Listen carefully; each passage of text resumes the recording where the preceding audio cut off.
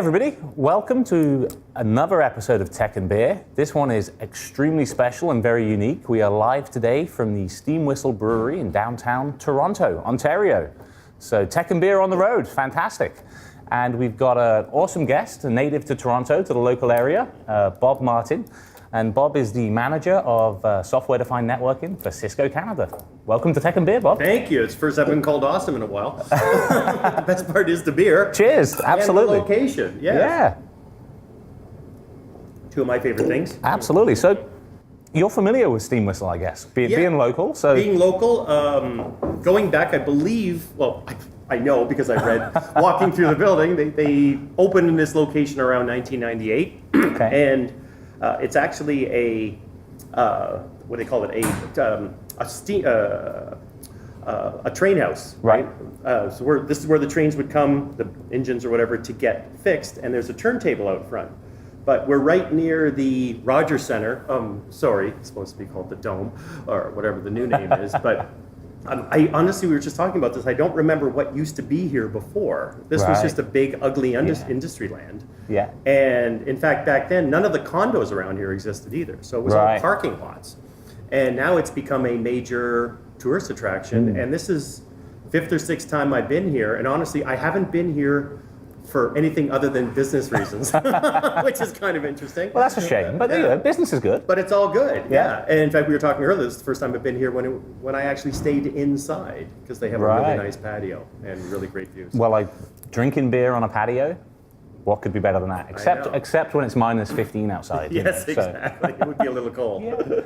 But it's a beautiful spot for sure. And what's the beer? This is a Pilsner, I guess. Yeah, it's they tell us it's a Pilsner, and the one thing about Steam Whistle, as I understand it and remember it, it's pure. Yeah. What did they? 4 ingredients. 4 basic ingredients. And that's another interesting. I didn't know that in Ontario you can have up to 106 something ingredients in your beer. Right. It's like, okay. Yeah, what are you adding in there, right? You know, yeah. It's actually kind of scary when you think about it. Yeah, it is. Yeah. Excellent. Awesome. So, software-defined networking. Yes. That's your speciality. Yes, it is. Software-defined networking is, or also SD-WAN is the technology that I've been spending a lot of time with over the past number of years. It's really moving much more towards a hardware-independent, vendor-independent solutions. Okay. Right. So as it's really been driven by cloud and hybrid cloud. That's where it's moving. And what makes it of interest to organizations is the fact that now you can have your choice of hardware for your networking environment without being locked into one vendor. Right. Which might not be a great thing for my company, but but it's still, it gives the customers, it gives the users, it gives the organizations a lot more flexibility in where they want to go. That makes and flexibility is key today for most organizations, right? It's people don't like to be tied down to one manufacturer or one vendor or one option if they don't have to be. So anywhere where they can gain flexibility and efficiency, people are interested. That's the main thing. Yeah. And I think one of the main things, if you talk to a business person, is it's all about agility, right? How can I move my business realize my business outcomes, realize my business objectives without being hindered by stuff like technology? Yeah. Like, marketing wants to, let's take something like the Steam Whistle Brewery. They want to open up maybe a store, somebody for a special event somewhere, for a special, maybe Canada Day, and they just say, we want to open up a store here at this location. Well, okay, great. IT guy's going to come back and say, we need 6 months advance notice to do that. And the marketing guy's going to go, no, it doesn't work. That doesn't work. No. Why not? Well, because and business people don't get it. So this is really what's driving a lot of the SDN, or software-defined networking requirements. So but that's a good example. Give me some kind of key applications that you're seeing businesses use this for. What are the key ways they're implementing SD-WAN and why? Well, that good question. So WAN, the traditional WAN infrastructure has been around for many, many years, and it's based on something called MPLS, which is a very secure, very reliable, private network infrastructure, network transport that almost all companies are using. Right. The challenge with that is it's expensive, right? You lose that agility because it can take your favorite provider anywhere from 2 weeks to 6 months to bring a connection in. Right. So that example I use, you want to open up a pop-up store for Christmas or on Boxing Day or something. See those everywhere now. Yeah, you see those everywhere. Well, one of the reasons they can do that is because of the advent of software-defined networking, and it gives the marketing people that much more advantage. But really, what's driving SD-WAN is really cloud applications, SaaS. In fact, one day at work, when I was preparing for an SD-WAN session, I started in the morning and it went through the night. Every time I used a cloud application, I just put a little tick on my notebook. I used 12 cloud applications in one day, working at Cisco. Wow.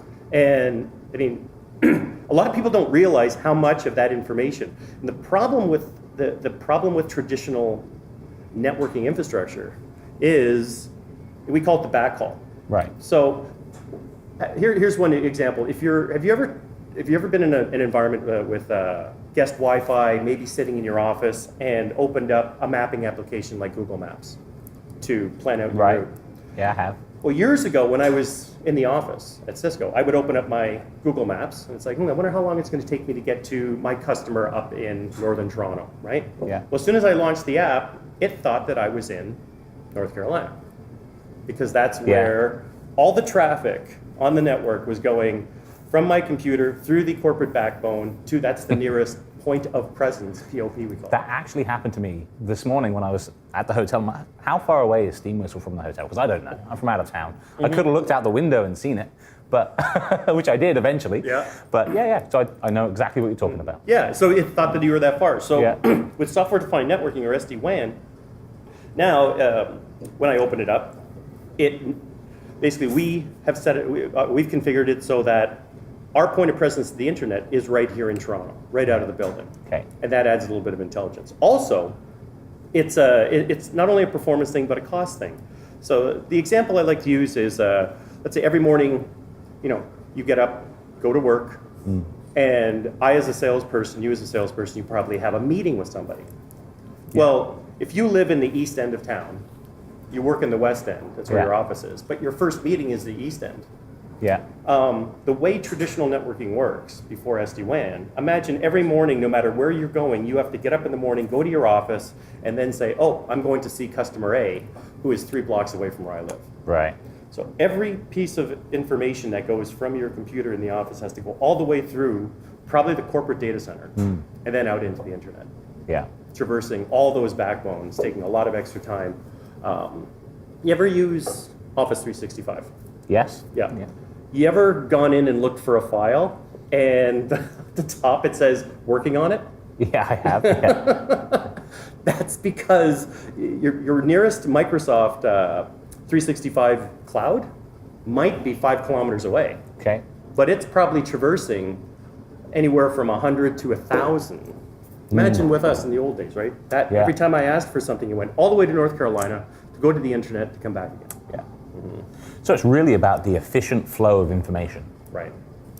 Faster, better performance, and employee productivity, customer experience. I mean, how many times have you heard customer experience?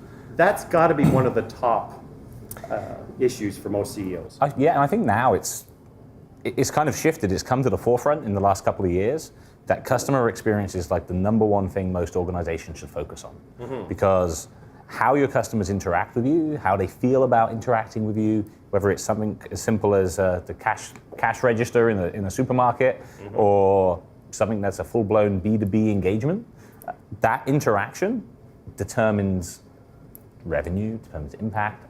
Are they going to be a repeat customer? Has such an impact on your business. That is the focus for most people nowadays. Yeah, making sure the customers have access to the information when they want.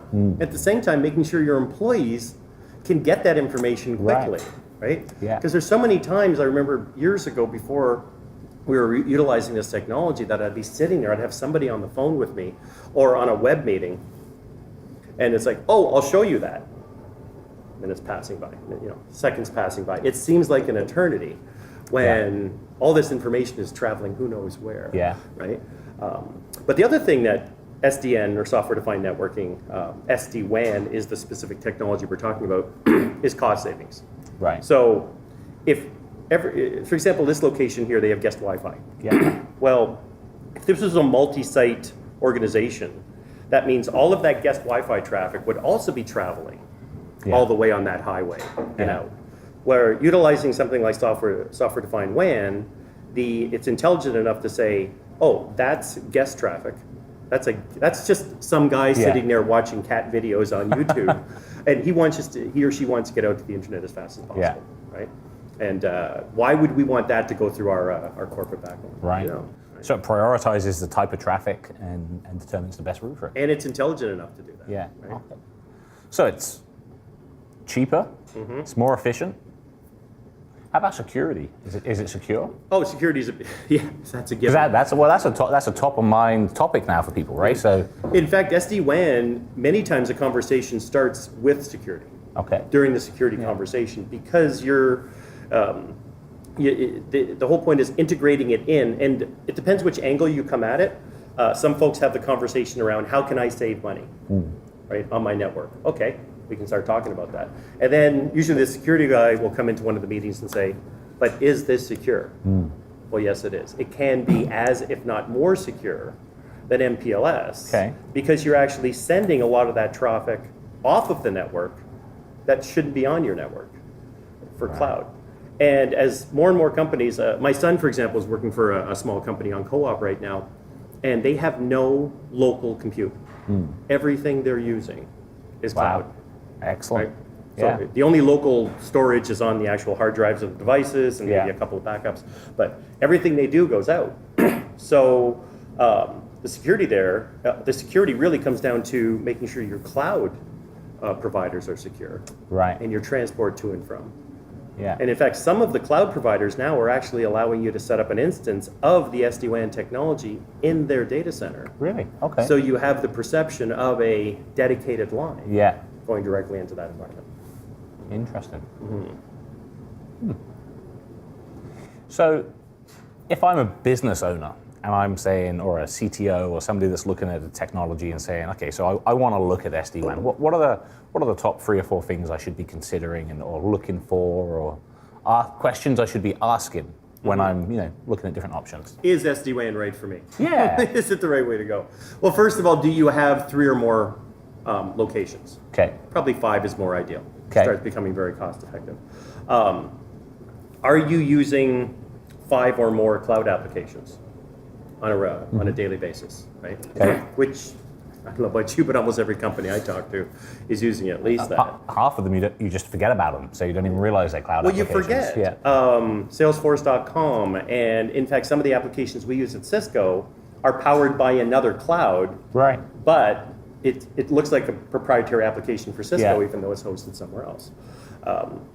And also, what do you allow your employees to do? How much flexibility do you want? Are you looking at an acquisition in the future? Are you looking at moving? Right. Right. An acquisition allows. In fact, 5 years ago, it was the first time I set up. Yes, I actually did set up an SD-WAN. We didn't call it that back then, but a friend of mine was doing some IT consulting for a small veterinarian. Okay. A little veterinarian practice.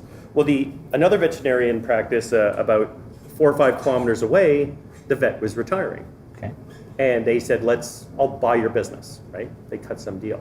So he called me up and said, Bob, we need to connect these 2 sites up, because obviously with any type of acquisition, you want to have some type of cost savings through economies of scale, right? He goes, how do we connect these 2 sites up, first of all, quickly?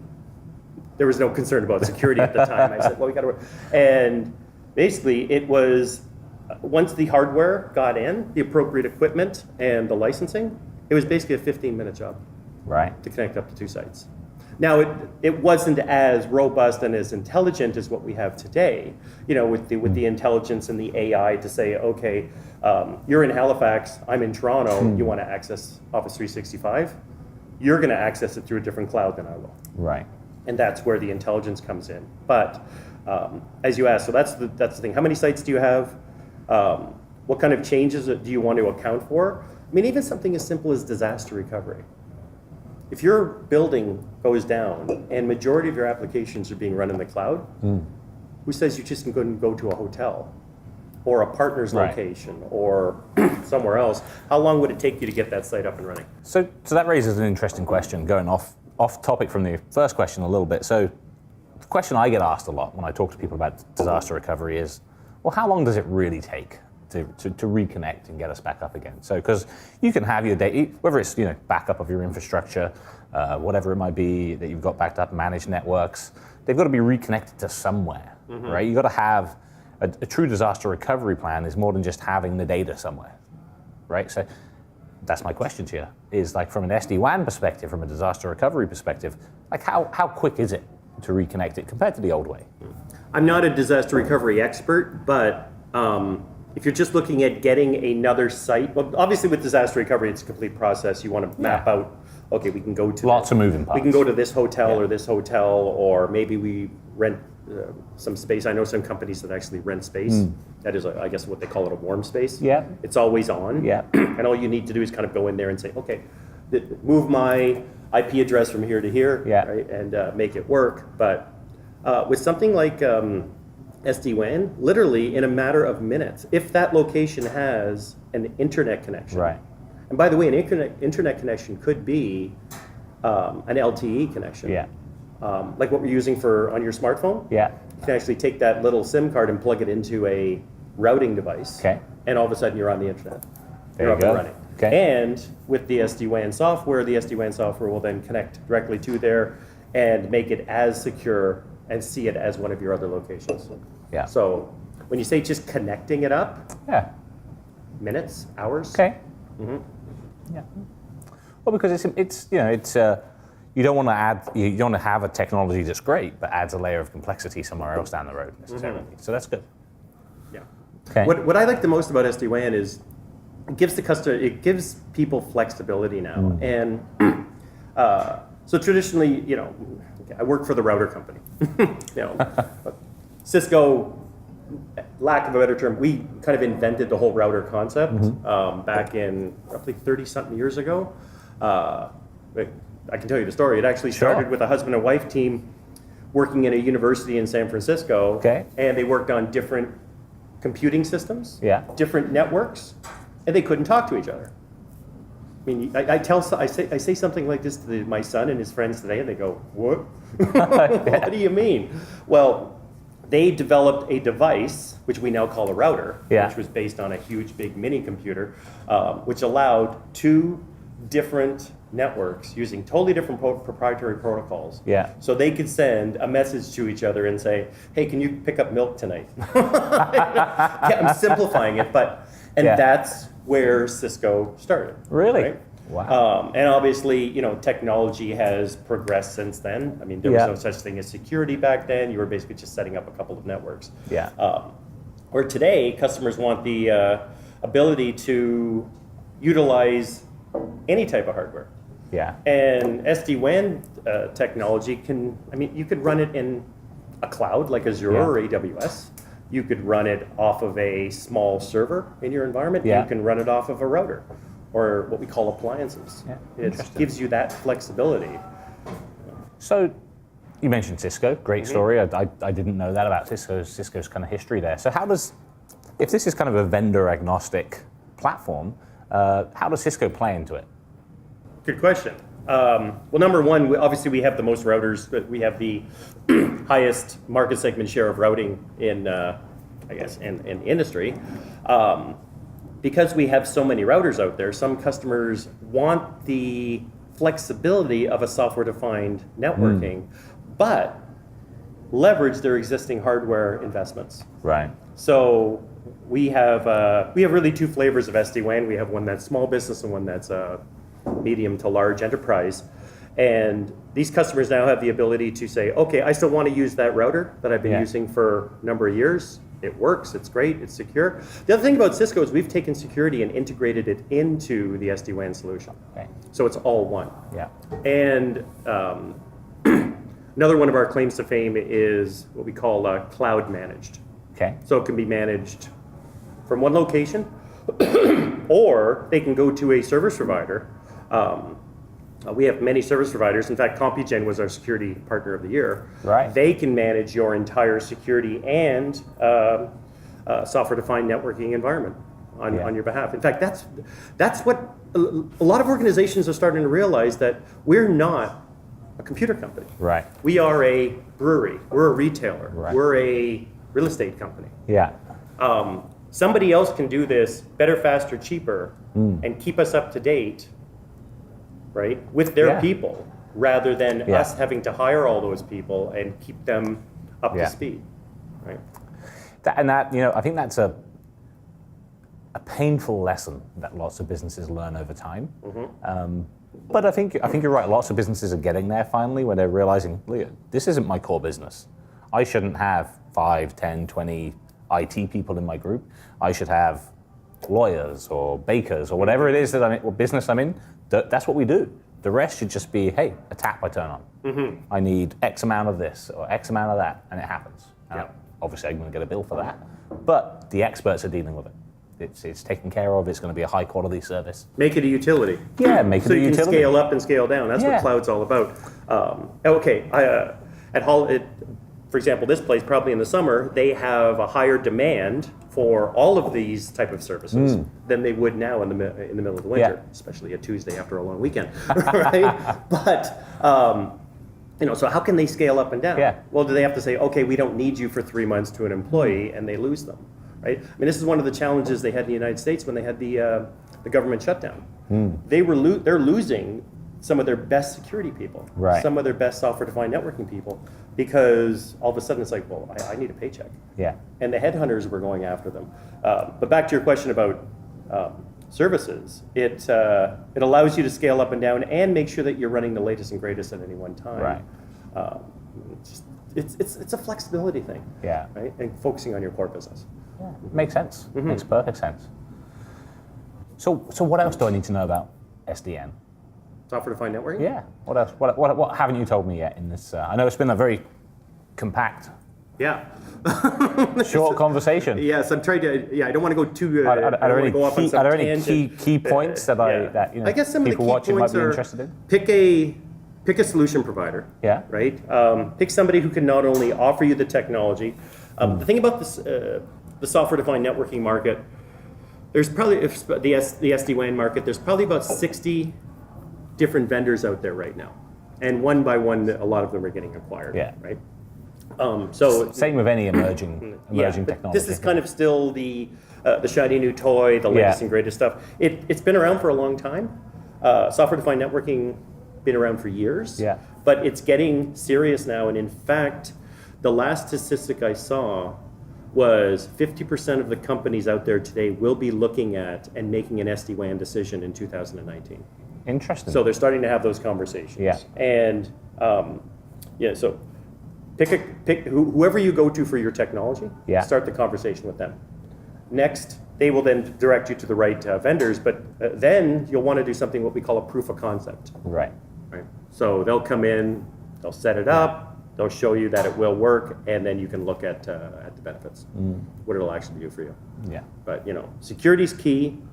The thing is, what my advice is, just don't go after it as a cost-saving measure.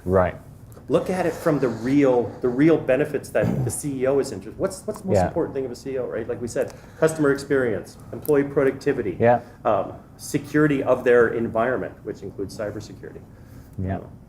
I had the CEO of a clothing retail chain tell me that all he wants to do is wake up every morning and know how much money his stores are making every day. And it makes sense. That's their business. They sell clothes, and they want to know, hey, store A made this much, store B made this much, blah, blah, blah. And that's got to work. That's got to work. The information's got to come back and forth. Connections have got to be there. The infrastructure's got to be there. The security's got to be there, because you might make this much, but if you have a breach, what you're saying is he or she wants to wake up in the morning, look at their phone, and see a bunch of stats. Absolutely. But what's the one thing they don't want to see? Their name on the front page of the Globe and Mail saying, "Oh, a security breach." Oops. Exactly. Or, why do those 5 stores have 0? because they were down for whatever period of time. Right. And everything's electronic. I mean, you can't run. In fact, it's just something we were talking about on the weekend with my nephews. My son is, they're all in their teens and 20s, and I asked each one of them, how much cash do you carry? Right. And between 4 of these kids who are between 16 and 21, I think there was a total of $25 in cash amongst them. And I said, well, what happens if the internet goes down? And they look at me and it's like, what do you mean? Yeah. I said, you can't buy anything, right, if the internet's down. Yeah, it's critical infrastructure now. This weekend we went on this to a place called Hatfield Farm just outside of Halifax, and they do these wagon rides, and they've got this like little Western village set up, and we went as a family with a group of friends and went on this little wagon ride. And anyway, where we went to, they were serving lunch, and it was like free hot dogs and stuff like that, but you had to pay for fries if you wanted fries extra, right? Which is okay, it's good, but it was cash only.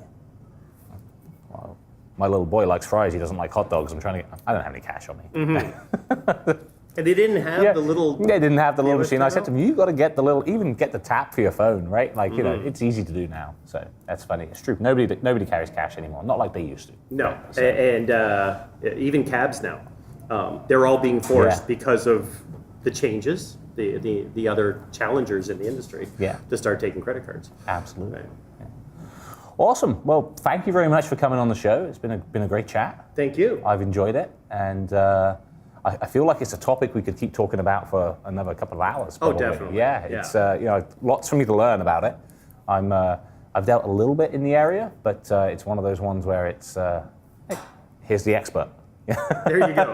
And I'd be more than happy to help you or anybody else. I appreciate with any that. Questions. Yeah, there'll definitely be some for sure. Right. Yeah. Thank you. Thank you very much. And what do you think of the beer? Like, it's light, it's refreshing. This is great. Yeah. Yes, it's a good sipping beer. I mean, honestly, I'd rather be outside in 25-degree weather, but for a negative 5-degree day in Toronto, this is perfect. Yes. Absolutely. So if you ever come to Toronto and you want to try a great Pilsner, Steam Whistle Brewery downtown, highly recommended. And see you next time. Thank you very much. Cheers. Cheers.